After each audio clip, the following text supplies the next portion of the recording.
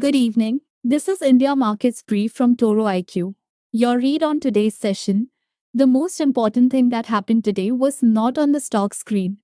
It was the price of oil falling out of bed. Crude oil dropped again, and it is now down nearly 29% in a single month because the Iran crisis that frightened markets earlier has turned from a war scare into actual supply. The United States granted Iran a 60-day license to sell its oil again. Tankers resumed moving through the Strait of Hormuz, and Gulf producers began raising output. Brent crude is now at about $74 a barrel, a 3-month low. Here is why that matters for every Indian, not just investors. India buys about 85% of the oil it uses from abroad.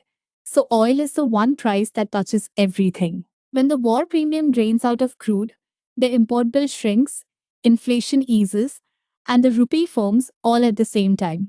In fact, the rupee strengthened today even though the US dollar rose, which only happens when something India specific is at work. This is far more consequential than any single day on the index. Now, the tape. On that relief, the market recovered.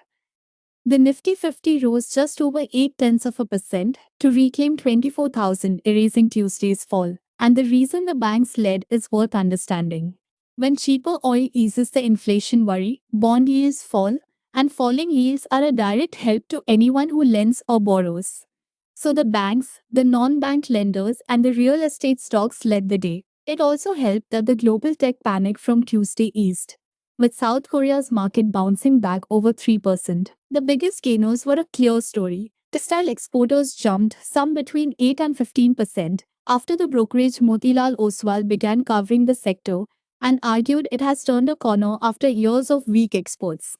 That lifted names like KPR Mill and SP Apparels. When a respected brokerage re-rates a whole sector, money tends to chase every name in it. And the airline Indigo rose about 5%. For the simplest reason of all, jet fuel is its biggest cost. So when oil crashes, its profits go up. Now the other side, a cluster of high-flying power equipment stocks fell together between 6 and 7%, with no bad news on any of them. And that is exactly the point.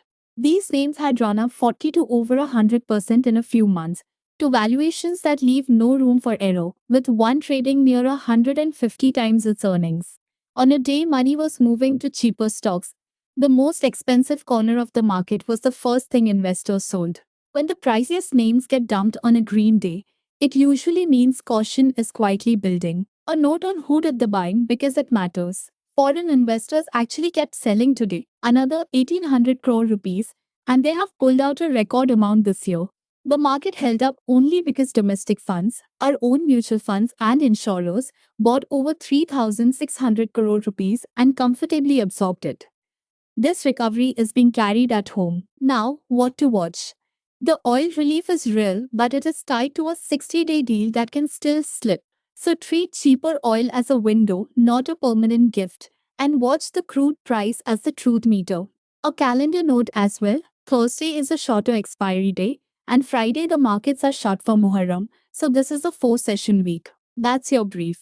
Before I sign off, this has been general market commentary, not investment advice. For investment advice tailored to your situation, consult a SEBI registered investment advisor. Markets are risky, you may lose money, act with care. See you tomorrow. Dan, you missed